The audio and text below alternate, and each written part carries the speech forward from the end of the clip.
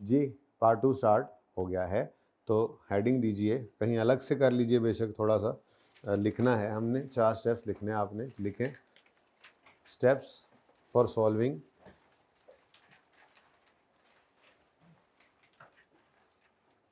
Disposal of fixed asset. Steps for disposal, solving क्या अच्छा नहीं लग रहा, steps for disposal of fixed asset, steps of या steps for disposal of fixed asset लिखें बाद में, पहले समझें। ये लिख लिया ना आपने, हेडिंग बना ली ना। अब मेरा सवाल आप जवाब देंगे तो स्टेप बन जाएगा। मेरा सवाल, जब एसेट बिजनेस में आया था तो आपने क्या एंट्री पास की थी? Debit cash credit. अच्छा, यानी एसेट जब बिजनेस में आता है तो एसेट अकाउंट, एसेट बढ़ता है ना, बिजनेस में एसेट बढ़ा तो एसेट अकाउंट क्या होता है? डेबिट। अच्छा, डेबिट किया किस से था? कैश से नहीं, कैश तो क्रेडिट हुआ है, कहना चाहिए था आपको कॉस्ट से। हद हो गई, कैश से, कॉस्ट से, ठीक है ना, कॉस्ट से।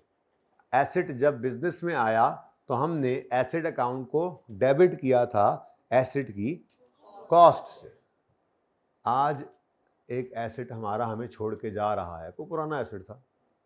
अब जब वो एसेट बिजनेस में आया था तो एसेट अकाउंट को हमने डेबिट किया था। अगर वो एसेट बिजनेस से चला जाएगा, जा रहा होगा, निकल जाएगा, तो एसेट अकाउंट को क्या करना चाहिए? क्रेडिट करना चाहिए। ठीक है, पहली बात तो डिसाइड हो गई कि हम डिस्पोजल पर, डिस्पोजल के वक्त जाने वाले एसेट, डिस्पोजल के वक्त एसेट अकाउंट को करेंगे तो क्रेडिट। अगली बात, किस अमाउंट से क्रेडिट करें?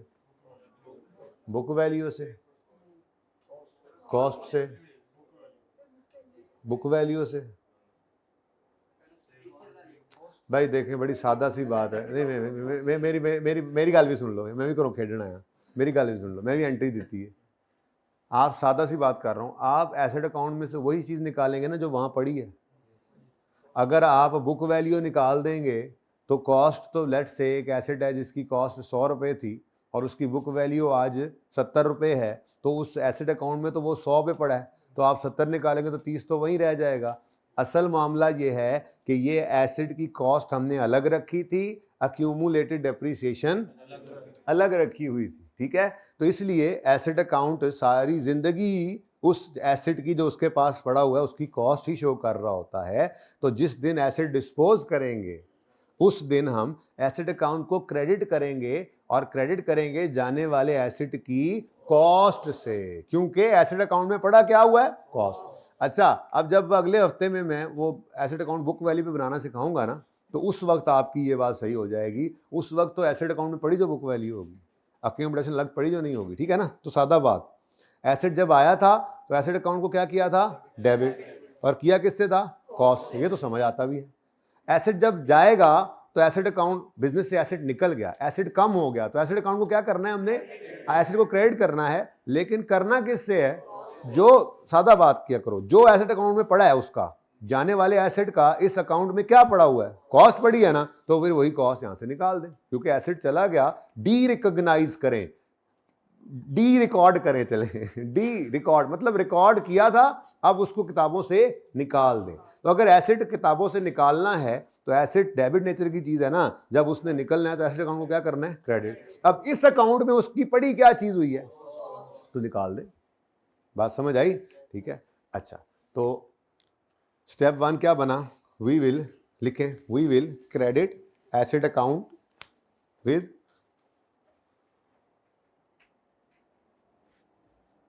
we will credit asset account with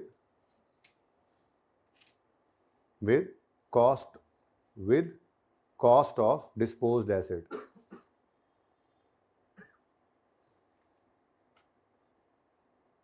ठीक है, we will credit the asset account with cost of disposed asset. सही है, कोई मसला?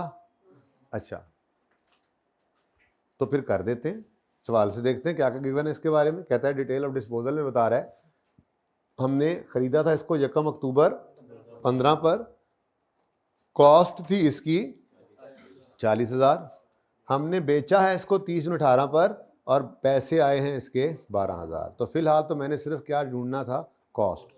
डेट ऑफ परचेज हमें क्या बता रही है, हम इस साल खड़े हैं, इस वक्त हम 18 वाले साल में खड़े हैं, तो डेट ऑफ परचेज ये बता रही है कि ये कई साल पहले हमने खरीदा था। तो कई साल पहले जरा एक बात सुनो जरा, कई साल पहले अगर खरीदा था, कॉस्ट कितनी थी वैसे? 40,000 का जो खरीदा था, तो ये 40,000 की कॉस्ट कहाँ पड़ी होगी? मेरे सवाल में मुझे बताएं कहाँ पड़ी होगी? जो ओपनिंग यकम जनवरी 18 पे 300 रुपया आ रहा है ना, इस 300 के अंदर वो वाला 40 ही पड़ा होगा, क्योंकि जो 15 में एसेट खरीदा था, देखो ना, जैसे अभी ये माजरत पिछला सवाल अपना मैं ज़्यादा अच्छा क्लोजिंग में पढ़ा था, दिखा रहा था, खैर चले कोई बात नहीं, अभी हम क्लोजिंग निकालेंगे यहाँ पर, तो ये 30 और 50 का एसेट जो है ये क्लोजिंग में आ जाएंगे। बोलो, ये क्लोजिंग में आएंगे तो अगले साल ओपनिंग में भी आ जाएंगे, फिर अगले साल के क्लोजिंग में भी पड़े होंगे, उससे आगे ओपनिंग में भी आ जाएंगे, अनलेस के इनको हम किताबों से निकाल दें, डिस्पोज कर दें। जब तक डिस्पोज नहीं करेंगे तो ये यहीं भी पड़े रहेंगे ना। तो इसका मतलब ये जो 15 में एसेट हमने खरीदा था, जो आज हम 18 में बेच रहे हैं, ये हमारे एसेट अकाउंट में पड़ा तो है, ये किस फिगर में पड़ा हुआ है? इस 300 में पड़ा हुआ है। ठीक है, ऐसी तरह मैंने कहा बता दूं। खैर चले, कॉस्ट मिल गई हमें 40, कॉस्ट मिल गई 40। हमें स्टेप 1 में क्या करना है? एसेट अकाउंट को क्रेडिट करना है इस डिस्पोजल की कॉस्ट से, वो हमारे पास आ गई। ठीक है, तो हमने एसेट अकाउंट को क्रेडिट किया कितने से जी? 40 से। ठीक है, 40 क्रेडिट किया किस दिन? 30 जून 2018 पर। अच्छा, अब जब इसको क्रेडिट किया है तो डेबिट किसको करें? डेबिट कर दें उस नए अकाउंट को। वैसे तो मैं बाद में करवाया करता हूं, लेकिन मुझे लग रहा है कि अंडरस्टैंडिंग लेवल ठीक है, मतलब बाद में ये कि मतलब एक सवाल पूरा करके फिर बाद में डिस्पोजल अकाउंट बनाता हूं, लेकिन मेरा दिल है डिस्पोजल अकाउंट साथ ही बना देते हैं। ठीक है, नहीं समझ आएगा तो एक और सवाल करेंगे, नहीं आएगा तो एक और करेंगे, जब तक नहीं समझ आएगा तब तक करते चले जाएंगे। जी, कहां से? एसेट अकाउंट मैंने स्टेप 1 लिखवाया कि हमने एसेट अकाउंट को क्रेडिट करना है जाने वाले एसेट की कॉस्ट से। जाने वाले एसेट की कॉस्ट कितनी है? ये सवाल में गिवन है। डिटेल ऑफ डिस्पोजल नजर आ रहा है? सवाल पढ़ा है? ये क्या है? वो एसेट जो बिका, जो एसेट बिका है वो हमने खरीदा था यकम अक्टूबर 15 पे। कॉस्ट कितनी है उसकी? 40 रुपए का खरीदा था, 40,000 का खरीदा था। तो आज अगर वो 18 में बिक रहा है तो एसेट अकाउंट में से उसको क्रेडिट करना है ना, तो क्रेडिट किसको करना है? उसकी कॉस्ट को। कॉस्ट कितनी है? 40। तो ही स्टेप 1 लिखवाया था ना आपको। ठीक है, तो step 1, we will credit the asset account with cost of asset disposed of. अब ये स्टेप है। ठीक है, ये लॉजिकल कॉन्सेप्ट है, लेकिन जो दूसरा मैं काम कर रहा हूं वो बस ऐसे ही कर रहा हूं, किसी कोई ज़रूरत नहीं थी उसकी करने की, काम तो यहाँ पे पूरा हो गया, एसेट डी रिकग्नाइज हो गया। असल में ना, जब एसेट बिकता है ना तो हम देखते हैं कि इसको बेचने पर हमें कोई गेन लॉस तो नहीं आया। ठीक है, तो वो गेन लॉस निकालने के लिए डिस्पोजल अकाउंट बनता है, वरना एसेट अकाउंट तो डी रिकग्नाइज हो गया था।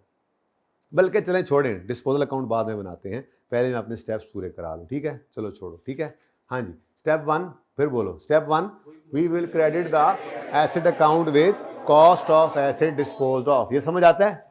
डेबिट किसको करेंगे वो मैं फिर किसी वक्त बताता हूँ आपको। ओके, छोड़ो इसको। अच्छा, अब एसेट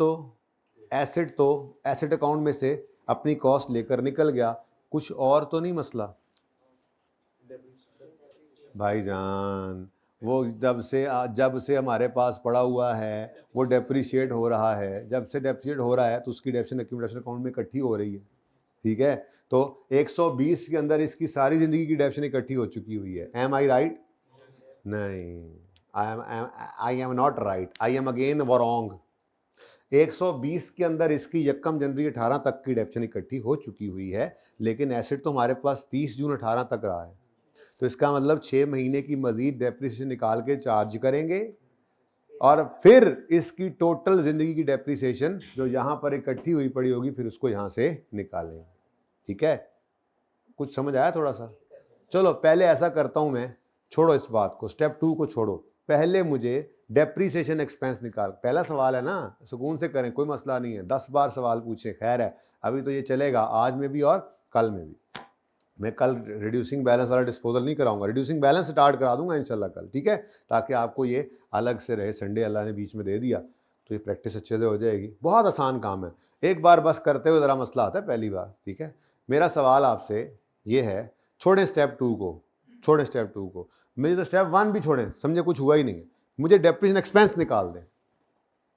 डेप्स एंड एक्सपेंस निकाल दें मुझे, कोशिश करें, मिलके करते हैं, पहला सवाल है मिलके करते हैं। इधर देखें, वर्किंग वन हमारी क्या होती है जी, डेप्रीसिएशन एक्सपेंस, और डेप्स एंड एक्सपेंस हम निकाल रहे हैं फॉर द ईयर एंडेड 31 दिसंबर 2018, ठीक है जी।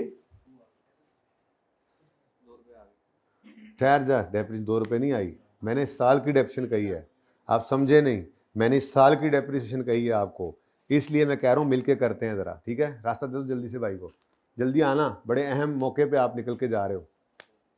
आप अगर कहो तो मैं वेट कर लेता हूँ थोड़ा सा आपका, जल्दी आ जा, फिर मैं रिवाइज करना पड़ेगा मुझे।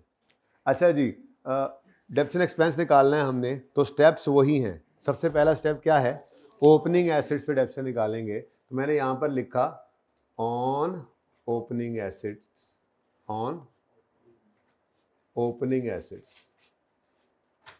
लेकिन यहाँ पे तो एक मसला है, मैंने पिछले सवाल के अंदर यहाँ पे लाल मार्कर से एक चीज़ लिखी थी, चलो वो नहीं, चलो वो तो मिट गया। यहाँ पे एक सवाल पड़ा है ना, जो पहला सवाल मैंने कराया था, उसमें दोबारा लिख देता हूँ, ऑन ओपनिंग एसेट्स। यहाँ पे मैंने आपको क्या कहा था, never apply fraction here, never apply fraction here. मतलब यहाँ पर आप वो वाले एसेट्स रख ही नहीं सकते हैं जो पूरा साल हमारे पास ना रहे हो, ठीक है। यहाँ पर सिर्फ वो एसेट्स रहेंगे जो साल के पहले दिन हमारे पास मौजूद थे और साल के आखिरी दिन भी हमारे पास मौजूद हैं, ठीक है। तो इसका मतलब मसला तो आ गया। मसला क्या आया मसला क्या आया, ओपनिंग एसेट्स कितने हैं, 300 के। अभी थोड़ी देर पहले आपने मुझे खुद बताया था कि ये 40 रुपए वाला जो एसेट इस साल बिका है, ये इस 300 में पड़ा है। अभी तक हमने जो घर पे 3 सवाल किए, या मैंने जो आपको दोबारा एक सवाल और करवाया, बुनियाद थी ना, उसको पक्का कर रहे थे, उसमें क्या किया था हमने, यहाँ पे हमने क्या लिया था, 300, क्या लिया था जी, 300 लिया था, 300, ठीक है। और उस 300 पर लगा दिया था रेट ऑफ डेप्रिसिएशन, और फ्रैक्शन नहीं लगाया था। अब ये एसेट तो पूरा साल इस्तेमाल ही नहीं हो रहा, 40 अगर 40 वाला एसेट अगर 30 जून 18 पे हमारे बिजनेस को छोड़ के चला गया है, तो हमारे इस 18 वाले साल में ये कितना अरसा इस्तेमाल हुआ है, 6 महीने। तो अगर मैं इसको यहीं 300 में पड़ा रहने दूं और इस पर रेट लगाऊं, तो यहाँ तो मुझे फ्रैक्शन लगाने की इजाज़त नहीं है, तो ये तो पूरा साल डेप्रिशिएट हो जाएगा। क्या ये सही है? जी नहीं, मैं सही कह रहा हूँ, ये सही नहीं है कि ये 6 महीने डेप्रिशिएट होना था, यहाँ पर पड़ा रहा तो ये साल पूरा डेप्रिशिएट हो जाएगा। असल में एसेट की डेप्रिसिएशन स्टार्ट करनी है जब वो अवेलेबल फॉर यूज हो जाए, और रोक देनी है जब वो बिजनेस से चला जाए।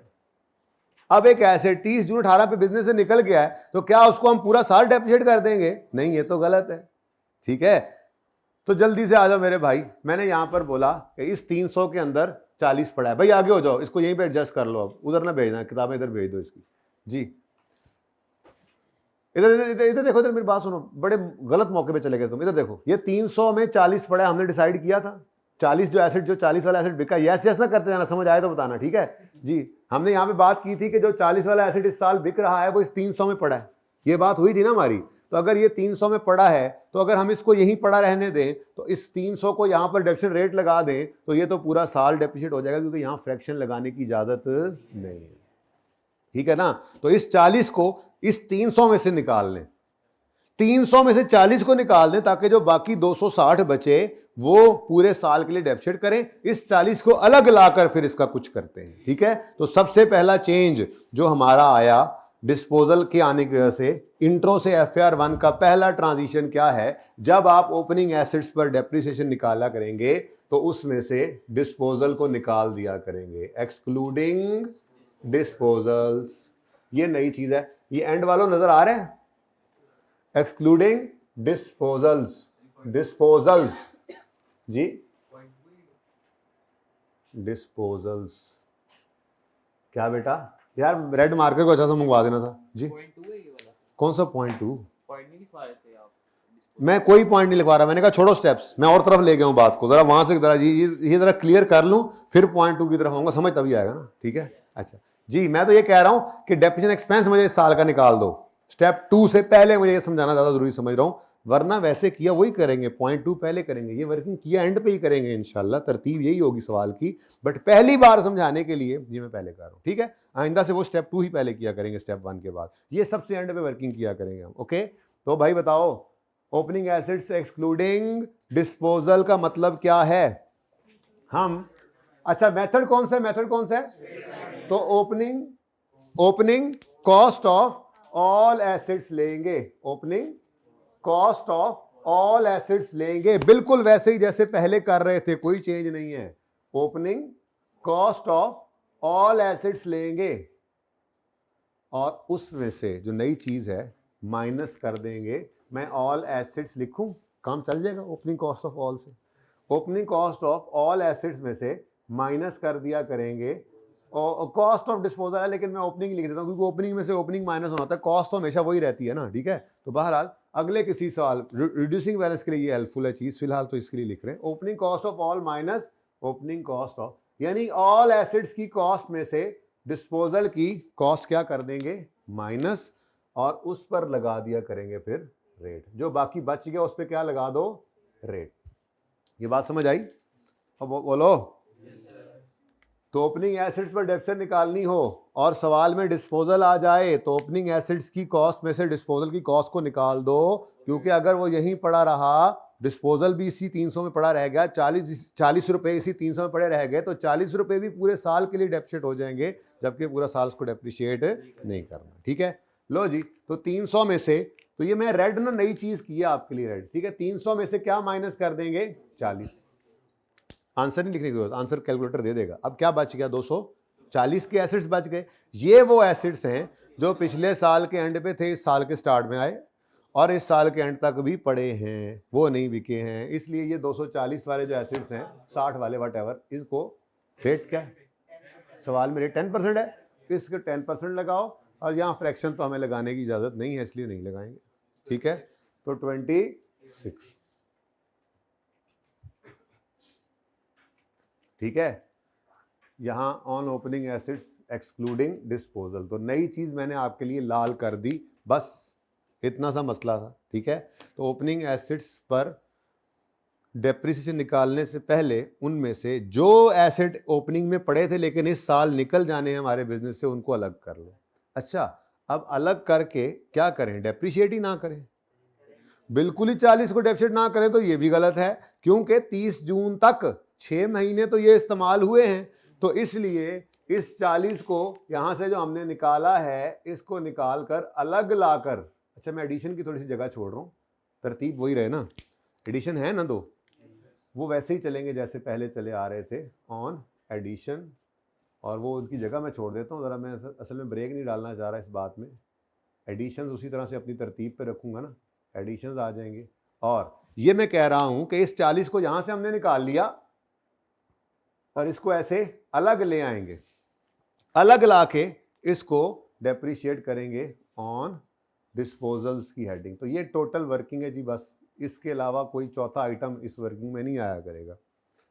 ठीक है, डेप्शन एक्सपेंस की वर्किंग करते हुए ये 3 ही चीजें होंगी, on opening, depreciation on opening assets, depreciation on addition, depreciation on disposal, चौथी कोई चीज नहीं होगी। ठीक है, तो मैंने तरतीब इसीलिए वही रखी आपकी जैसे आप चले आ रहे थे, पहले डिस्पोजल कर सकते थे, मसला तो कोई नहीं था। ठीक है, ये जी 40 रुपए को आप यहां पर ले आए और 10% डेप्शन रेट लगा, और इस साल इसकी डेप्रिसिएशन कितने महीने की होनी चाहिए, 30 जून 18 पर अगर ये एसेट हमारे पास से निकल गया तो हमारे इस साल में कितने महीने इस्तेमाल हुआ, तो यहां पर हमने इसको कर दिया 6/12 आंसर। ठीक है, मैं जरा ये पूरा कर लूं फिर आपका सवाल लेता हूं। अब रह क्या गया, पुराने वाला काम तो ना भूल जाना, वो जरा आंधा होते कर लो, और एडिशन तो हुआ था ना, तो एडिशन 2 थे, पहला एडिशन है जनाब 30 का 10% के हिसाब से, और ये आया है यकम मार्च को, तो 10/12 जी।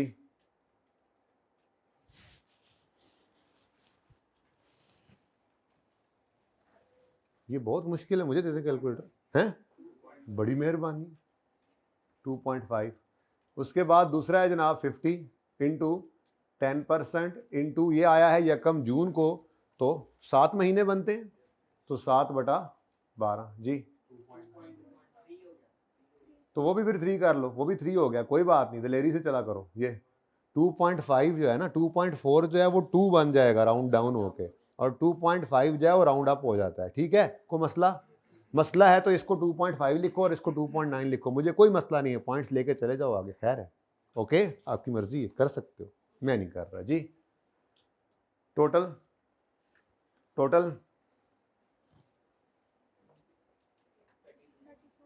34 या 2, खुदा को खौफ करो यार।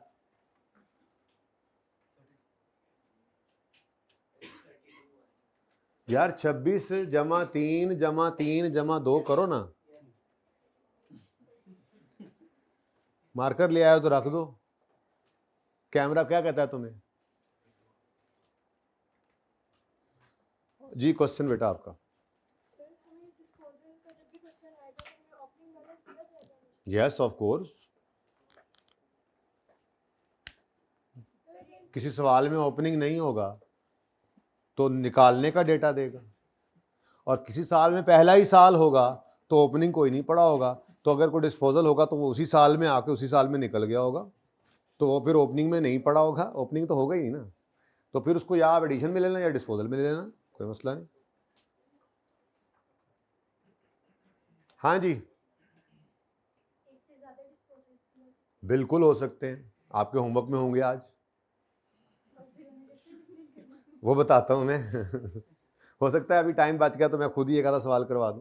भाई डिस्पोजल का यही ट्रिक मैंने यहां पर बोला था और लिखा भी है, डिस्पोजल्स मतलब जो मैं एक के लिए कर रहा हूं 10 आ जाए तो आप 10 के लिए वही कर देना।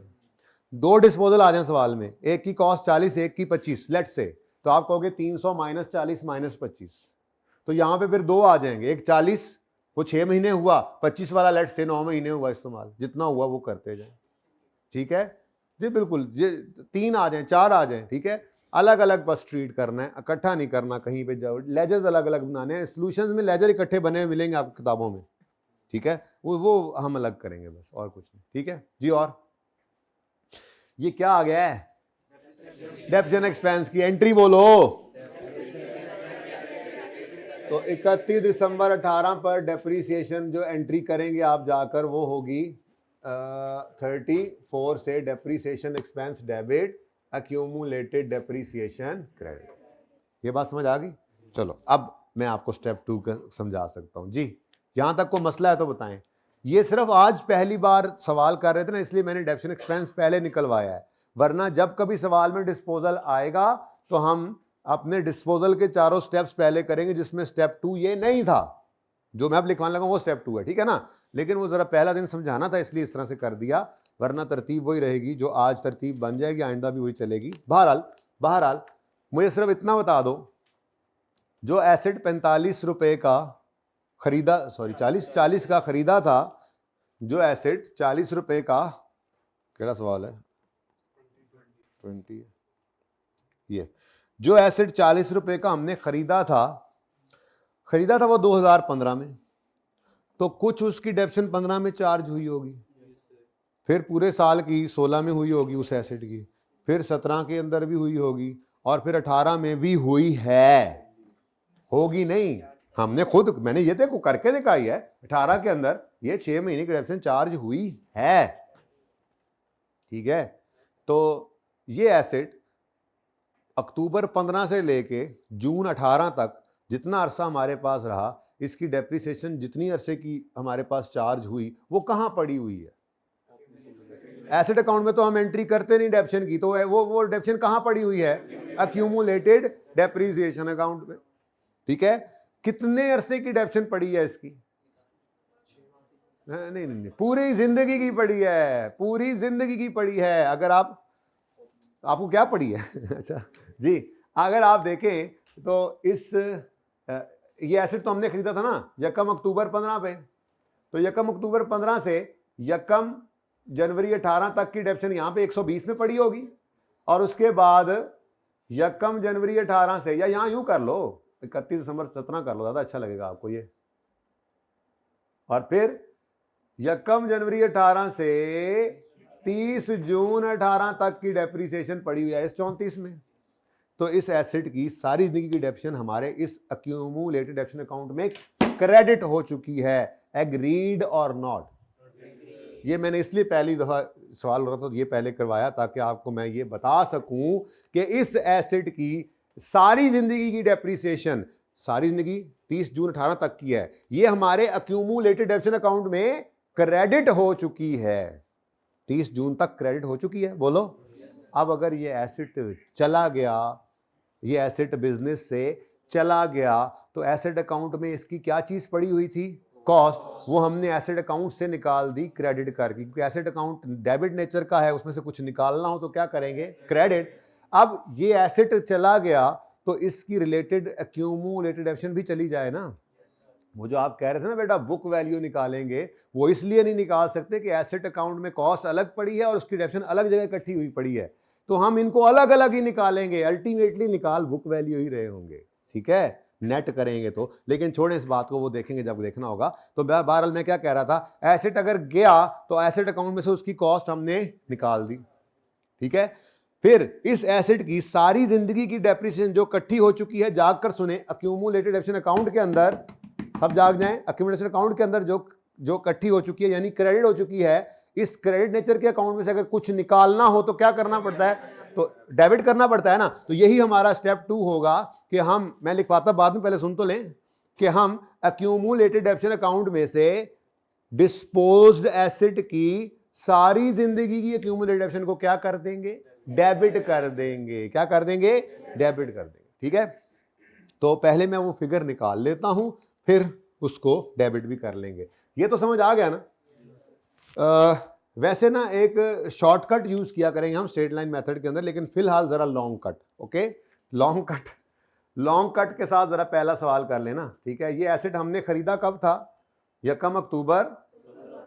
तो ये 2015 वाले साल में यहां कहीं पर आया होगा, यहां पर ये एसेट आया होगा, ठीक है। तो फिर 2015 वाले साल के अंदर इसकी डेप्रिसिएशन हमने चार्ज की होगी 3/12, कितना बनता है? 1। और बोलो 1 बोला किसी ने? 45 इंटू 10% इंटू 3/12 कितना आया? 1। डन। 2016 में ये पूरा साल इस्तेमाल हुआ होगा, यानी 2016 का ये ओपनिंग बन गया होगा ना। तो ओपनिंग तो पता है आपको, पूरा साल डेप्रिसिएशन का रेट लग जाता है। तो 16 के अंदर ये वाला एसेट पूरा 4 रुपए से डेप्रिशिएट हुआ होगा, ठीक है जी। उसके बाद आपका आ गया 2017।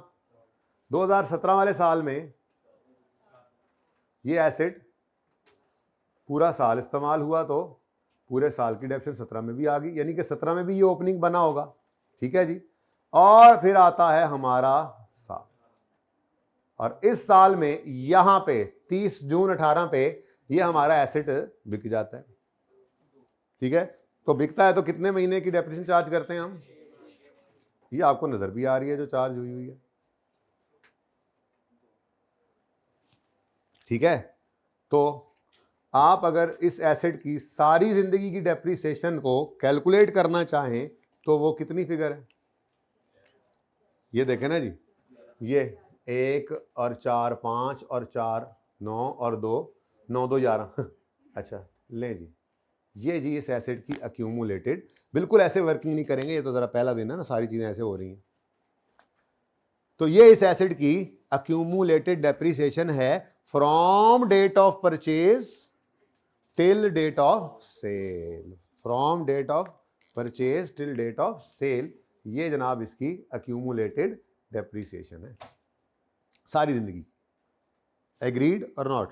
अच्छा, अब मैं ये बताना चाह रहा था आपको असल में कि 4 और 4 8 और 1 9 रुपए की डेप्रिसिएशन पड़ी हुई है इस 120 के अंदर इसकी, और 2 रुपए की डेप्रिसिएशन पड़ी हुई है इस 34 के अंदर। तो अल्टीमेटली पूरे 11 रुपए की डेप्रिसिएशन लोड हो चुकी है इस एसेट की इस अकाउंट के क्रेडिट साइड पर। और अगर हमने इसको अनलोड करना है अब अपने बिजनेस से, जब एसेट गया, कॉस्ट ले गया, तो इसकी डेप्रिसिएशन निकाल दो बिजनेस में से, तो वो फिर क्या करनी पड़ेगी हमें? क्रेडिट साइड पे ये क्रेडिट नेचर का अकाउंट है, इसमें कुछ निकालना तो क्या करना पड़ेगा, डेबिट, और डेबिट की फिगर क्या होनी चाहिए, 11।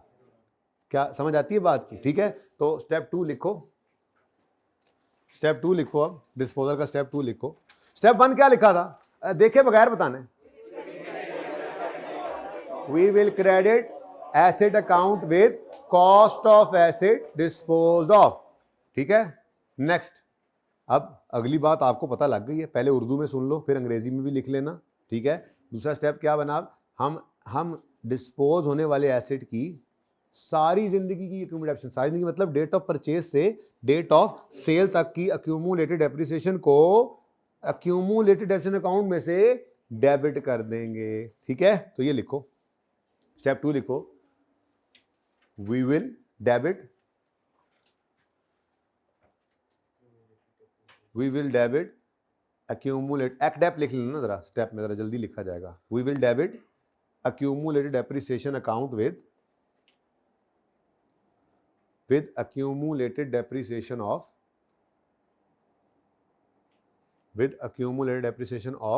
disposed asset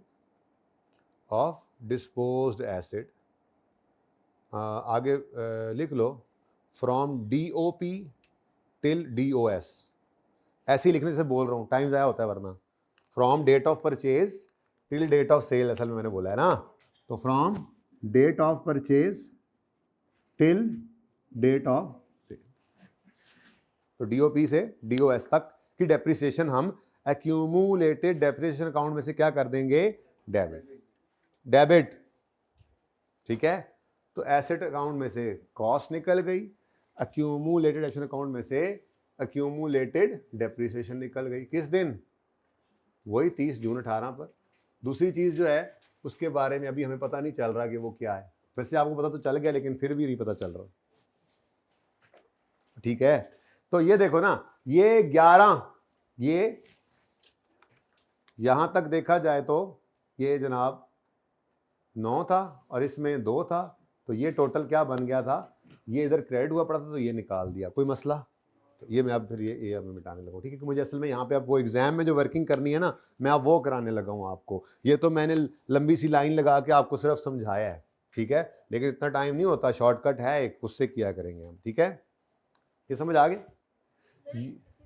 हाँ जी ले लें। ये मैंने वर्किंग ये पहले इसलिए सिर्फ ये वर्किंग आज करवाई है क्योंकि मैंने आपको ये 2 रुपये समझाने थे कि ये भी आ गए हैं, वरना बच्चे ये 2 रुपये को नहीं समझते असल में।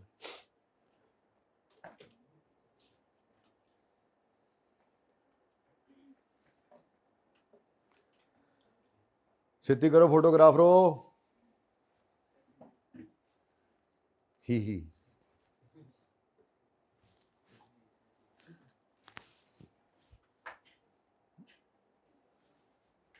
है तो हूँ कोई गल ना हुई है, हूँ तुसी खिंच लो बेटा, जल्दी करो, हो गया।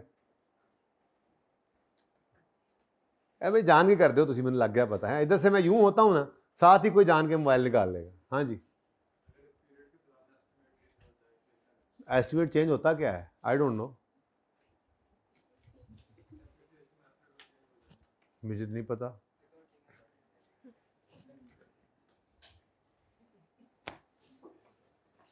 जी आएंगे अगले हफ्ते में, सब कुछ बारी आने दो उसकी, ठीक है।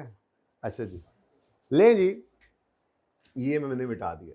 अभी बेटा तीसरा दिन है आज, समझो दूसरा दिन है पढ़ते हुए, तो पहला दिन तो ऐसे ही आए बाएं शाएं करते गुजर गया है जी, थोड़ा सा बस हमने पढ़ा था।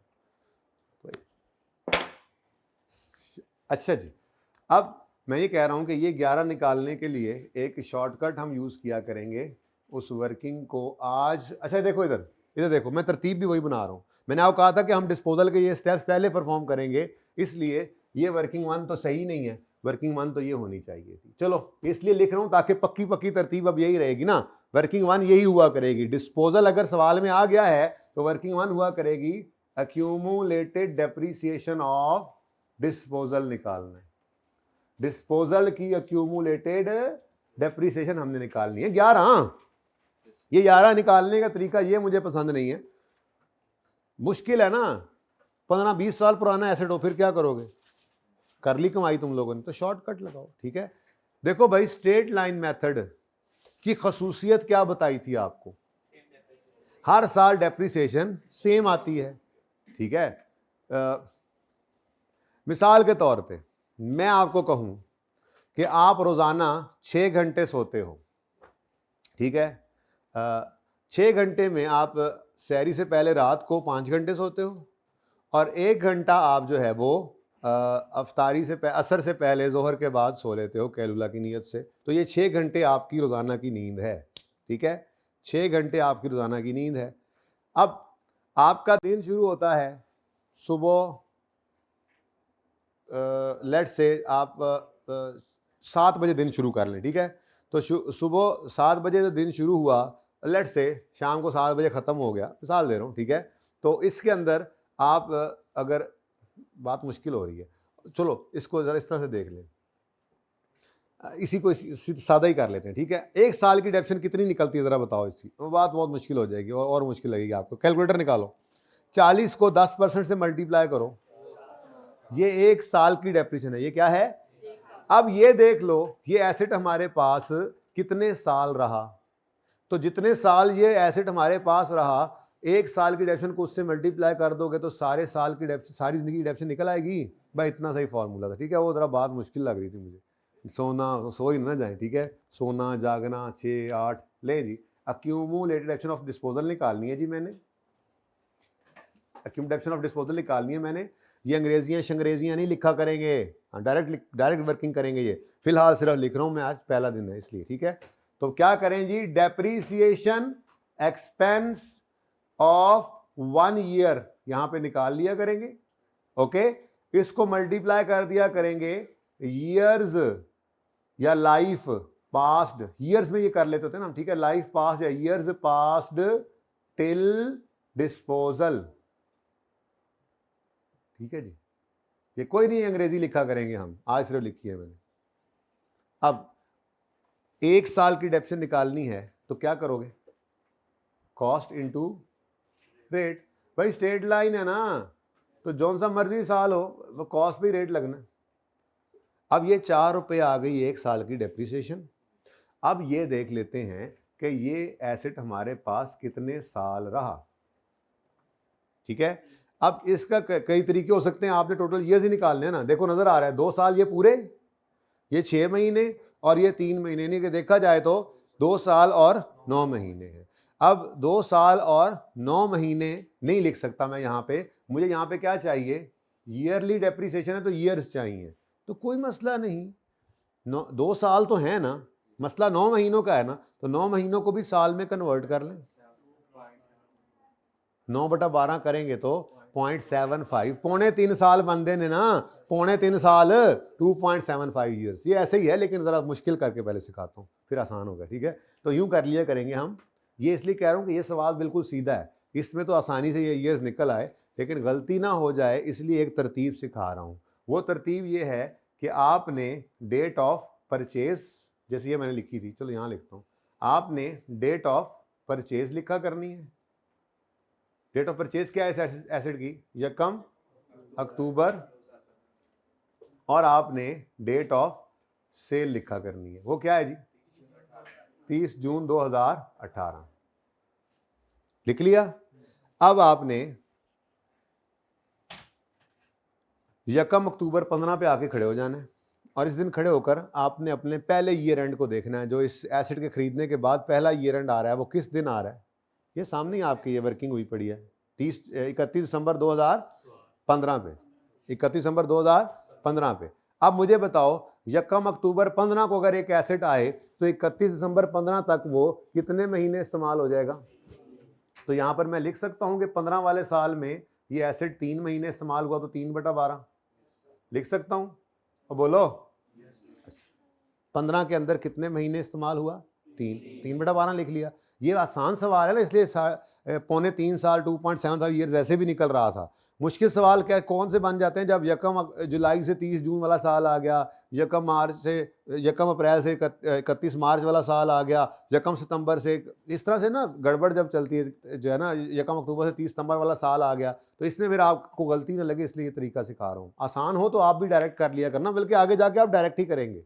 और फिलहाल ज़रा पहला दिन है, टाइम भी तो आपका ज़ाया करना है थोड़ा सा, ठीक है जी। तो यकम अक्टूबर 15 को एक एसेट आया तो 31 दिसंबर 15 तक पहले साल कितने महीने चला? अच्छा, फिर 31 दिसंबर 16 तक अगला जो साल है उसमें पूरा साल, तो बस साल लिखो ना, मैंने ईयर्स निकालने हैं ना, इसलिए तो मैंने 3/12 किया, ठीक है। तो पूरा साल, वरना तो मैं 3 लिखता। 3/12 का मतलब क्या है कि मैंने 0.25 बन रहा है, 0.25 ईयर्स लिखे हुए हैं, ठीक है ना। अभी कैलकुलेटर आंसर निकाल के देगा आपको। 16 में पूरा साल, 17 में पूरा साल और 18 में 6/12, 6 महीने, ठीक है जी।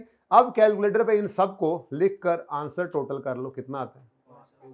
2.75। जबानी निकाल दिया था आप। तो ये लेंथी वाला काम नहीं करना हमने, ठीक है। और ये ऊपर वाले काम में भी, ये जो मैंने काम किया ना, ये भी लेंथी वाला काम है, ये भी नहीं करेंगे। ये जबानी सोचेंगे, कैलकुलेटर पे निकाल लेंगे और यहाँ पे लिख लिया करेंगे ना। ये अंग्रेजियां लिखेंगे ना, ये काम करेंगे, ये सब जबानी करेंगे, सिर्फ एक वर्किंग किया करेंगे और उसका आंसर निकालेंगे। लेकिन फिलहाल पहला दिन था, जैसे अर्ज कर रहा हूं, तो ये सब करना पड़ता है जी। 2.75 से मल्टीप्लाई करें, आंसर बताएं। यही 11 था जो मुझे चाहिए था, ठीक है। तो इस तरह से हम स्टेप 1 लिखा करेंगे, एसेट अकाउंट में से कॉस्ट निकाल देंगे डिस्पोजल की, और स्टेप 2 ये यहीं पे डायरेक्ट कर लेंगे। क्या मुझे बताओ, इस वर्किंग के लिए इसकी जरूरत पड़ी हमें? नहीं ना पड़ी, इसलिए मैं कह रहा हूं पहले ये किया करेंगे, उसके बाद फिर ये किया करेंगे, ठीक है जी। तो ये पक्की आदत आज के बाद, ये सिर्फ इसलिए पहले आज करनी पड़ी कि मुझे ये दो नहीं समझाया जाता मुझसे कि ये भी आ चुका हुआ है यहाँ पे, अगर मैं ये पहले ना करता तो। अब आपको पता लग गया है ना। तो तरतीब का क्या है, जो आसानी लगेगी पहले, बल्कि रिड्यूसिंग बैलेंस में तो पहले ये वर्किंग ज्यादा बेहतर हुआ करेगी, क्योंकि इससे एक फिगर निकलेगी, 2 फिगर निकलेगी जो यहाँ पे यूज होंगी। इसलिए तरतीब यही रखनी है हमने। डिस्पोजल अगर सवाल में हो तो स्टेप 1 एसेट अकाउंट में से एसेट की कॉस्ट निकाल देंगे, स्टेप 2 अक्यूमुलेटेड डेप्शन अकाउंट में से इसकी अक्यूमुलेटेड डेप्शन निकाल देंगे, ठीक है। निकालेंगे कैसे, कैलकुलेट कैसे करेंगे, ये आपके सामने आ गया। Done, okay. हाँ, ये फिगर निकालने के लिए आपको एक वर्किंग का सहारा लेना पड़ा, ले लिया आपने। ले जी, सवाल इन दोनों अकाउंट्स की हद तक खत्म है, ओके। एसेट अकाउंट को कर दो क्लोज। 31 दिसंबर 18 पर क्लोजिंग बैलेंस कितना आ रहा है जी? जी बोले। मुश्किल चीज है बड़ी, 380 में से 40 जाए तो बड़ी मेहरबानी जी। 31 दिसंबर 18 पर अक्यूमुलेटेड डेप्शन अकाउंट का क्लोजिंग बैलेंस जी।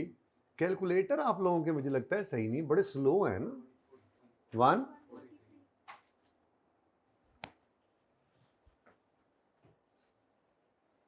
यहां तक कोई मसला? पक्की बात है। तो क्या नया देखा आपने? डेप्रिसिएशन एक्सपेंस के अंदर ये नया देखा आपने।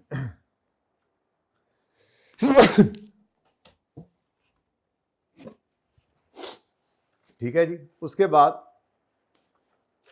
इधर आपने क्या नया देखा? एसेट अकाउंट में जाने वाले एसेट की कॉस्ट निकल गई, क्लोजिंग में अब ये एसेट नहीं मौजूद। अक्यूमुलेशन अकाउंट में से इसकी सारी अक्यूमुलेशन भी निकल गई, तो क्लोजिंग में यानी ये एसेट क्या हो गया? डी रिकॉग्नाइज, किताबों से इसको हमने निकाल दिया, ठीक है। यहां तक कोई मसला? अच्छा, अब दिल तो ये कर रहा है कि बस इतने की ही आपको प्रैक्टिस करने के लिए घर भेज दूं, लेकिन फिर दिल में ये आ रही है क्या होगा डिस्पोजल अकाउंट अगर बना लेंगे तो, नहीं समझ आएगा तो कल फिर बना लेंगे। वैसे इतना आसान है, इतना आसान है, इतना आसान है कि मैं आपको क्या बताऊं, ठीक है। यहां तक एसेट अकाउंट कंप्लीट है और अक्यूमुलेशन अकाउंट भी कंप्लीट है और हार्ड वर्क इज डन, ठीक है। अब सवाल ये पैदा होता है कि हमने ये एसेट खरीदा था, फिर कुछ अरसा इस्तेमाल किया, फिर बेचा, कुछ पैसे भी आए, ये एसेट बेचने पर हमें नफ़ा हुआ या नुकसान, हम इसमें इंटरेस्टेड हैं। जैसे भाई ने अभी क्लास जब डिस्पोजल शुरू हुआ तो उन्होंने मोबाइल बेचने का मैंने उनको कहा था, इन्होंने मोबाइल बेचा, तो ये मोबाइल बेचकर अंदाज़ा लगाने की कोशिश करेंगे ना कि मुझे ये मोबाइल बेचकर नफ़ा हुआ या नुकसान, तो बोलो। तो डिस्पोजल ऑफ फिक्स्ड एसेट जो है, इस पर भी हमें अब ये बिजनेस भी ये देखना चाहता है कि हमें इस एसेट को बेचा है जो हमने, तो इसको बेचने पर हमें नुकसान आया या नफ़ा। तो ये वाली बात निकालने के लिए हम बनाया करते हैं डिस्पोजल अकाउंट। गेन या लॉस निकालने के लिए फिक्स्ड एसेट पर गेन आया, फिक्स्ड एसेट डिस्पोजल पर गेन आया या लॉस आया, ये निकालने के लिए हम डिस्पोजल का अकाउंट बनाया करते हैं, ठीक है। लेकिन ये मैं तब बनाना शुरू करूंगा जब आप मुझे ये बात बता दें कि इधर तक जो किया उसमें जरा सा भी कोई मसला आपको नहीं है।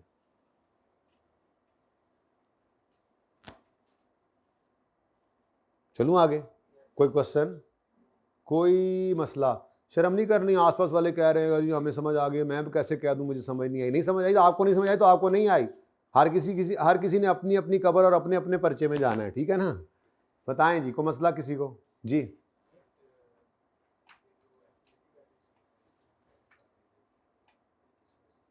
क्योंकि एसिड किताबों से निकाल के बाहर फेंक दिया ना, तो एसिड निकल गया तो उसकी एक्यूमुलेट डेप्शन भी निकाल दो। अब आपको शायद ये कंफ्यूजन हो रही है कि ये डेप्शन एक्सपेंस है जो हमने निकाल दिया, कुछ नहीं। हर साल एक्सपेंस चार्ज होता रहा था। एसिड बेसिकली इस वक्त अगर मैं कहूं कि एसिड 40 रुपये वाला 11 रुपये डेप्शन हो चुका है तो इसकी बुक वैल्यू कितनी है? ये किताबों में कितने पर पड़ा हुआ है बताओ? 29 पे ना। देखो अगर सिर्फ यही एक एसिड होता हमारे पास, अगर यही एक एसिड हमारे पास होता 30 जून 18 के ऊपर, हमारे पास इसकी क्या वैल्यू होती? 40 का खरीदा था, 11 रुपए की वैल्यू लूज करके बुक वैल्यू 29 शो कर रहा होता। ऐसा ही है ना। तो वो 29 हमने किताबों से निकालना था। अब मसला ये है कि ये 29 कहीं पर इकट्ठा एक जगह नहीं पड़ा हुआ। ये 29 बेसिकली क्या है? Book value.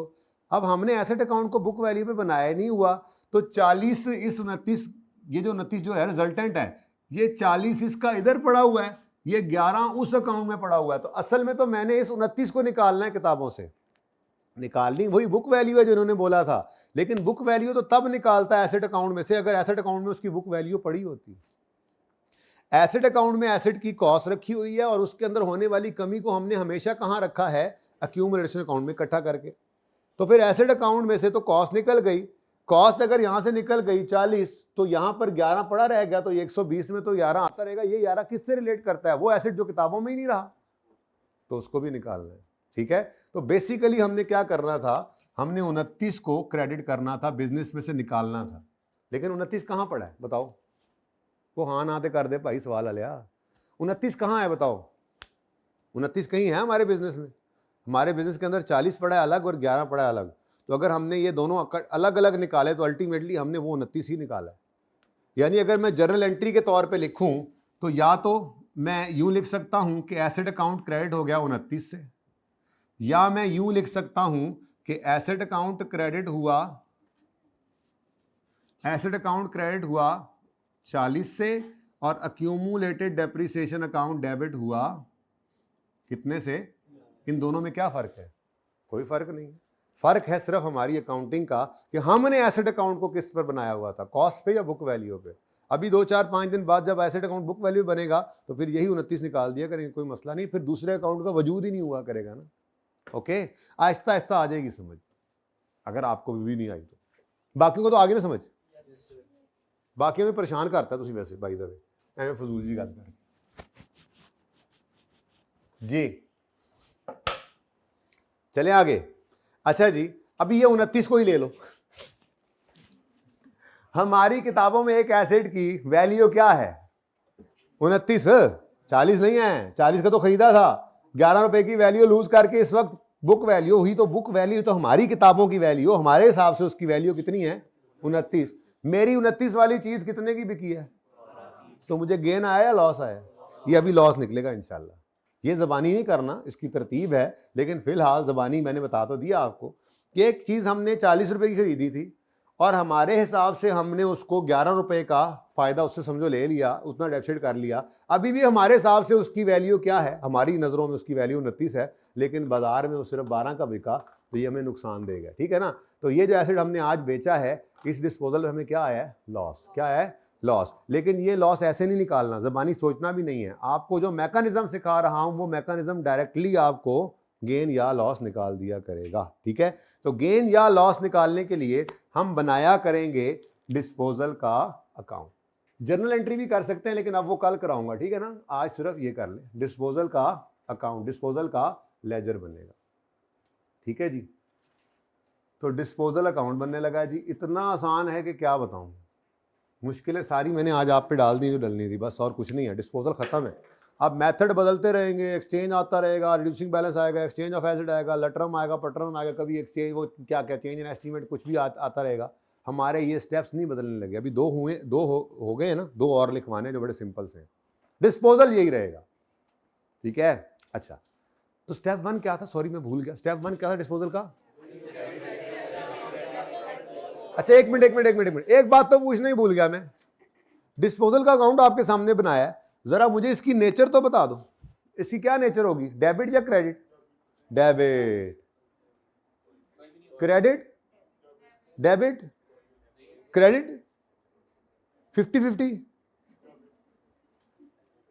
इसकी कोई नेचर नहीं होती, इसकी कोई नेचर नहीं होती। ये सिर्फ गेन या लॉस निकालने के लिए आता है। इसकी अपनी कोई नेचर, हम तो लिखेंगे इस बात को, ठीक है, ये मैं लिख देता हूं यहां पर।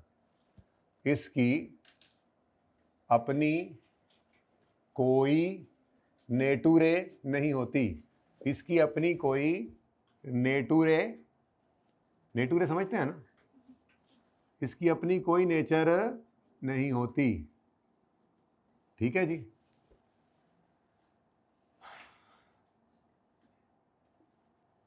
ये तो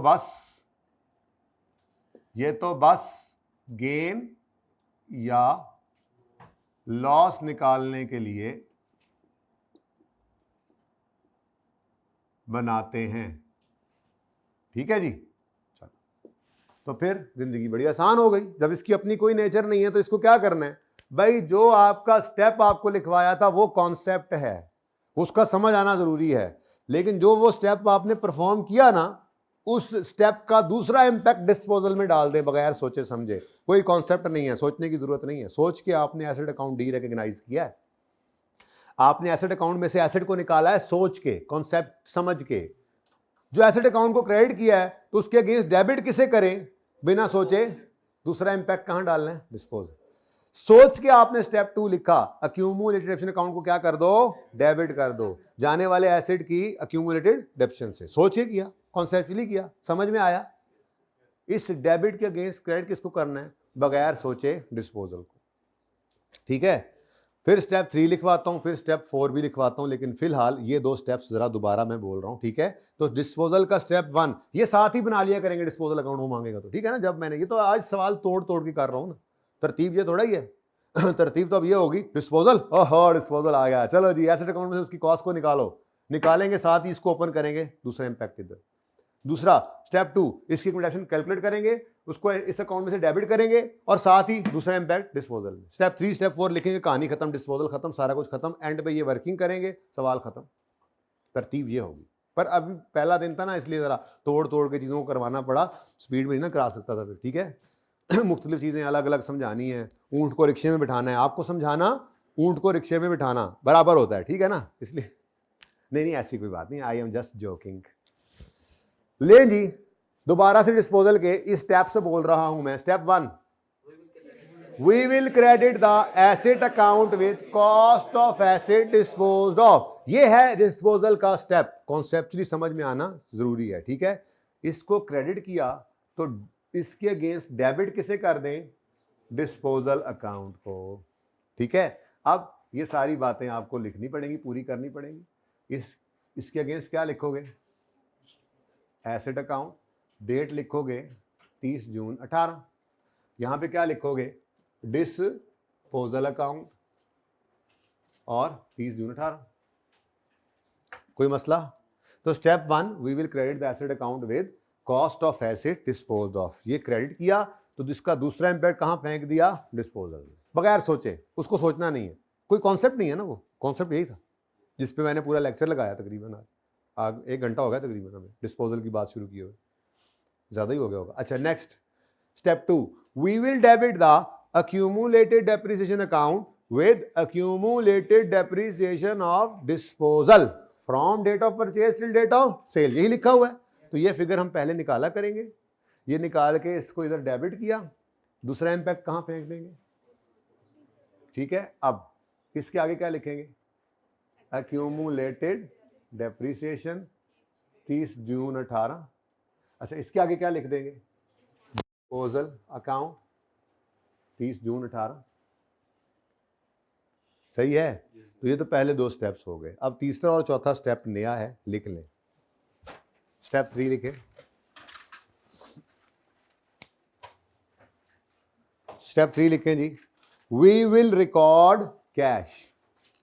वी विल रिकॉर्ड कैश। बस बस खत्म step. We will record cash. अच्छा, अब एसेट बेचा है या खरीदा है? अभी कल मैंने जो सवाल करवाया था या परसों करवाया था, पहला सवाल जिसमें मैंने आपको एसेट, कल ही करवाया था, जर्नल एंट्री करवाई थी जो मैंने, तो मैंने एसेट खरीदा था, तो मैंने कहा था एसेट अकाउंट डेबिट होगा और कैश अकाउंट क्रेडिट होगा। लेकिन कैश अकाउंट कहाँ क्रेडिट हुआ था आपके दिमागों में? क्योंकि पूरे कैश की डिटेल नहीं थी तो हम बनाते नहीं है, रेलेवेंट अकाउंट से उसने मांगा भी नहीं हुआ। तो कल एसेट खरीदा था तो कैश गया था, आज एसेट बेचा है तो भी कैश जाएगा। कैश आया है, सेल प्रोसीड्स हुई है, एसेट बिका है तो कैश आया है, एसेट बेचा तो कैश आया। ठीक है, अब ये अगेन आपका दिमाग है, ब्लू है आपका दिमाग आजकल। ठीक है, कैश अकाउंट पता नहीं क्या होगा ओपनिंग, क्या क्या डेबिट्स होंगे, क्या क्या क्रेडिट्स होंगे, इसलिए मुझे तो नहीं पता, क्लोजिंग का भी मुझे कोई पता नहीं लग सकता। लेकिन फिलहाल मैं सिर्फ अपनी एंट्री तो पास कर लूंगा ना। ठीक है, मैं सिर्फ इसलिए बनाया है ताकि आपकी डबल एंट्री जरा एक बार आपके सामने आ जाए, उसके बाद कोई मसला नहीं है, ये तो दिमाग में आपके बना करेगा। ठीक है, अब एसिड बिका है या खरीदा है आपने? एसिड बेचा तो कैश गया कि आया? कैश आया तो कैश डेबिट, कैश आया तो कैश, ये स्टेप है। मैंने यही बोला, मैंने क्या बोला आपको? We will record cash, we will record cash. तो एसिड बिका है तो कैश, कितना कैश आया है? कितना कैश आया है? 12,000 आया है। तो 12,000 एसिड अकाउंट ये कैश में कर दोगे डेबिट, तो वी विल रिकॉर्ड कैश। तो कैश क्या हो गया? अब ये लेजर तो मैं बना ही नहीं रहा, मेरे तो ये रिक्वायर्ड लेजर है, तो कैश हुआ डेबिट। दूसरा इंपैक्ट कहां फेंक दो? तो डिस्पोजल में क्या करोगे? इसको क्रेडिट। क्या करोगे? हाँ, क्रेडिट हो गया ना, दूसरा इंपैक्ट डालते हो ना। इधर देखो, एसेट अकाउंट क्रेडिट किया स्टेप 1 में, दूसरा इंपैक्ट डेबिट कर दिया डिस्पोजल को। सेल किसे कहते हैं? चीज भी ना है, ये फिक्स एसेट है, वो गुड्स होती हैं। ठीक है, वो जो हम कैश डेबिट सेल्स, वो तो सेल्स के लेजर में जाएगी, सेल्स का लेजर बनेगा। ये तो डिस्पोजल का अकाउंट है, फिक्स एसेट का बिकना सिर्फ इसमें देख रहे हैं। ठीक है जी, ये करेक्शन ऑफ एरर जब करेंगे ना, तो फिक्स एसेट के अंदर अकाउंटेंट हमारा, मैंने अकाउंटेंट ढूंढ लिया, मुझे मिल गया अकाउंटेंट। हर क्लास में मेरा एक अकाउंटेंट होता है करेक्शन ऑफ एरर के लिए। मैं कहता हूँ यार तुमने ये गलती कर दी, उसके साथ बातें कर रहा हूँ। ठीक है, तो वो ये गलती होगी फिक्स एसेट के अंदर जाकर हमसे, अकाउंटेंट से। जब एसेट बिकेगा तो गलती से, गलतली, मिस्टेकनली, रॉन्गली, गलतली एंट्री कर देगा हमारा अकाउंटेंट कैश डेबिट करके सेल क्रेडिट। यही तो वो गलती करेगा जिसको हम सही करेंगे, क्योंकि सही क्या है? Cash debit disposal credit. ठीक है, तो बहरहाल चलो छोड़ो। Step 3, we will record cash, we will record cash. तो एसेट बिका तो कैश आया, कैश आया तो कैश डेबिट, दूसरा इंपैक्ट डिस्पोजल को क्या कर दो, और यहां पे क्या लिख लोगे? यानी डिस्पोजल के अकाउंट की एक खूबसूरत क्या बात नजर आ रही है इसमें, हर एंट्री के सामने एक ही डेट है। ठीक है, लो जी आखिरी स्टेप लिखो। अच्छा, स्टेप बाद में लिखेंगे। मुझे बताओ, मैंने थोड़ी देर पहले कहा था हमारी किताबों में एक एसेट 29 की वैल्यू रखता है, 12 का बिका है, नुकसान हो गया या नफा हुआ? नुकसान हुआ। नुकसान कितना? नुकसान हुआ वही, कितना नुकसान होया? 17 रुपए का नुकसान हो गया। ठीक है, लॉस है कितना? 17 का लॉस है। ये मैंने कहा वैसे जरा ज़बानी बता दूं। अच्छा, अब आप अगर इस एसेट, इस डिस्पोजल के लेजर को देखो तो क्या इसकी डेबिट क्रेडिट साइड बराबर है? क्या इसकी डेबिट साइड क्रेडिट साइड बराबर है? तो इसका मतलब स्टेप 4 यही है कि इसको क्या करना है? बैलेंस। मैंने कहा था स्टेप 1 और 2 ही हैं बस टेक्निकल स्टेप्स, 3 और 4 कुछ नहीं है। तो 3 में तो चलो फिर सोचा ये कैश आया, लेकिन 4 तो कुछ भी नहीं है, इस लेजर को बैलेंस करना है, और बैलेंस करके जो फिगर आप निकालेंगे वही P&L में जाने वाला गेन या लॉस है। गेन भी हो सकता है, लॉस भी हो सकता है। ठीक है, मैंने ज़बानी पहले बता दिया आपको कि लॉस आया हुआ है 17 का, लेकिन हमने ऐसे ज़बानी नहीं सोचा करना, हमें ये लेजर ही बताया करेगा, ठीक है। तो भाई स्टेप 4 क्या है, पहले सुन लो उर्दू में, ठीक है, कि हम इस डिस्पोजल के लेजर को करेंगे बैलेंस। बैलेंसिंग फिगर हमारी गेन या लॉस की फिगर होगी जो पीएनएल में चली जाएगी, ठीक है, सही है। अब जरा चेक करते हैं कौन सी साइड हैवी है, डेबिट साइड, तो फिर बैलेंसिंग फिगर कहां आएगी, कितनी आ रही है, देख लो वही 17 आया, ठीक है। अब इसके सामने क्या लिख दोगे, ना पीएनएल। मैं पागल हूं मैं लॉस लिखूं या गेन लिखूं, सोचना पड़ेगा मुझे, मैं क्यों सोचूं। पीएनएल में गेन भी पीएनएल में जाता है, लॉस भी पीएनएल में जाता है। पीएनएल बनाते हुए मसला होगा, लेजर बनाते हुए तो टेंशन नहीं है मुझे। तो उसने अगर मुझे सिर्फ लेजर का है तो आंखा मीट के आप पीएनएल लिख लें। अब ये गेन है तब भी पीएनएल में जाना है अदर इनकम में, लॉस है तब भी पीएनएल में जाना है अदर एक्सपेंसेस में। बात समझ आ गई। तो क्या करेंगे, इसको पीएनएल है गेन या लॉस, आज लॉस है, माना लॉस है, ठीक है। ये कैसे, ये भी समझा दूंगा, अभी पढ़ना सिखा दूंगा, लेकिन फिलहाल तो स्टेप 4 में आपने क्या लिखना है, लिखो जी, we will balance disposal account. Step 4 क्या है, we will balance disposal account and the balancing figure will be taken to P&L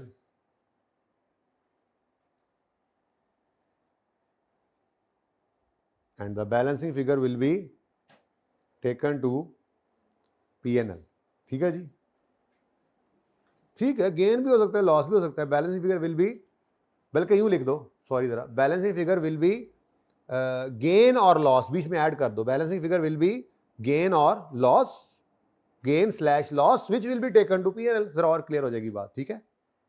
तो स्टेप 4 क्या है, we will balance the disposal account and the balancing figure will be and the balancing figure which may be, क्या कैसे लिखवाया है, and the balancing figure will be gain और loss, वो या गेन होगा या लॉस होगा, which will be taken to profit और लॉस, ठीक है। तो ये जनाब आपका डिस्पोजल का अकाउंट भी तैयार है, सवाल आपका खत्म है। अच्छा, अब आप कह रहे हो कि ये गेन है या लॉस है, अच्छा ये कल बताऊंगा, काफी ज्यादा हो जाएगा, फिलहाल तो जुबानी। अच्छा तो पता लग रहा है, देखो लेजर को पढ़ना आता है, एसेट अकाउंट 30 रुपए से क्या हो रहा है, इसके अगेंस्ट क्रेडिट क्या हो रहा है, कैश, ऐसे यहां पे भी है। अच्छा ये देखो, एसेट अकाउंट क्रेडिट हो रहा है 40 से, इसके अगेंस्ट डेबिट क्या हो रहा है, एसेट अकाउंट एक्विटेशन अकाउंट डेबिट हो रहा है, इसके अगेंस्ट क्रेडिट क्या हो रहा है, बात समझ आती है ना। ऐसे ये लेजर पढ़ो, डिस्पोजल अकाउंट डेबिट हो रहा है, इसके अगेंस्ट क्रेडिट क्या हो रहा है, डिस्पोजल अकाउंट 11 से क्रेडिट हो रहा है, इसके अगेंस्ट डेबिट क्या हो रहा है, समझ आ रही है, लेजर पढ़ना सिखा रहा है। डिस्पोजल अकाउंट क्रेडिट हो रहा है, इसके अगेंस्ट डेबिट क्या हो रहा है, कैश। डिस्पोजल अकाउंट क्रेडिट हो रहा है तो इसके अगेंस्ट डेबिट क्या हो रहा है, पीएनएल। अब मुझे बताओ, इनकम्स की, गेन्स की जो नेचर होती थी, आप बचपन में पढ़ के आए हो, सेल्स की, इनकम की, वो क्रेडिट नेचर होती थी, और एक्सपेंसेस की, लॉसेस की नेचर डेबिट हुआ करती है। तो अगर ये वाला अकाउंट क्रेडिट और उसके अगेंस्ट पीएनएल डेबिट हो रहा है तो ये क्या है, लॉस ऑन डिस्पोजल, ये क्या है। तो खैर ये इंशाल्लाह फिर मजीद देखेंगे इसको, फिलहाल तो बस मुझे तरह ख़त्म करने दो, मैं एक्सट्रैक्ट्स बनाना चाह रहा हूँ, ठीक है, एक्सट्रैक्ट्स में जल्दी से बनाना चाह रहा हूँ। तो पीएनएल के एक्सट्रैक्ट्स में एक ही साल है ना जी, पीएनएल के एक्सट्रैक्ट्स अगर मैं बनाऊं तो 2018 का जो साल है, इसमें मेरे पास एक तो पीएनएल से रिलेटेड मेरा वही पुराना डेप्रीसिएशन एक्सपेंस तो आएगा ही, कितने गया ये 34, ठीक है जी। और एक आज नया पहाड़ू आ गया है, एक आज नया एटम आ गया है। वो एटम क्या है, हाँ डिस्पोजल नहीं, loss on disposal, loss on, यानी अगर आप पीएनएल बना रहे हैं तो ये सोचना आपके लिए जरूरी है कि ये गेन है या लॉस है, वरना लेजर तक कोई जरूरत नहीं थी, पीएनएल लिखो बस, कहानी खत्म। तो सोचा इसलिए कि लिखना है, अगर लॉस है तो ये अदर एक्सपेंसेस में आएगा, अगर गेन होता तो ये अदर इनकम में आता, ठीक है। और बैलेंस शीट की अगर बात करें तो बैलेंस शीट के अंदर नॉन करंट एसेट्स के अंदर आपका फिर एसेट ही चल रहा है, ये एसेट है, क्लोजिंग इसका 340 है माइनस 143 है, बुक वैल्यू कितनी आ रही, 340 माइनस 143 कर दो, हाँ अच्छा। अब इधर देखो, डिस्पोजल का कुछ भी इधर बैलेंस बुलेंस कोई नहीं आया बैलेंस शीट में, वो आया, गेन या लॉस निकाल कर वो चला गया। ठीक है, चले इसको अभी एक्सक्यूज नहीं कर सकता, मैं ज़रा होमवर्क दे लूँ। 20 मैंने करवा दिया है, 21, 22, 23, बस ये 3 सवाल आपने होमवर्क में करने हैं। 21, 22, 23 ले आए हैं इधर। अच्छा अब देखें जहां पर मल्टीपल डिस्पोजल्स आ जाए ना जी, जैसे इस सवाल में 3 डिस्पोजल हैं, तो आपने ये जो एक के लिए मैंने काम किया ये 3 के लिए कर देना है। 3 दफा अलग अलग डिस्पोजल अकाउंट बनाने हैं, 3 दफा ये वर्किंग करनी है, 3 फिगर्स यहां से माइनस करनी है, 3 फिगर्स यहां, मतलब जो एक के लिए वही 2 के लिए, 3 के लिए, 3 100 के लिए। ओके सही है। डिस्पोजल अकाउंट भी आपने अलग बनाना है, इकट्ठा भी बन सकता है लेकिन आपने अलग बनाना है, मैं कह रहा हूं ना अलग बनाना है। ठीक है, तो कौन कौन से सवाल बोले मैंने? 21, 22, 23, 21, 22, 23 आपका होमवर्क है। अगर किसी का क्वेश्चन है तो आप वो कर लें। ठीक है, इसको पिक्चर लेनी है तो पिक्चर ले लें, इधर ही रखें भाई कैमरा। क्वेश्चन जल्दी करें, सर आने वाले जी। कैरी डाउन बैलेंस शीट में एसेट का WDV शो जरूर होता है पर लेजर अलग अलग मेंटेन होते हैं, वो बस बैलेंस शीट में जाके नेट कर देते हैं हम।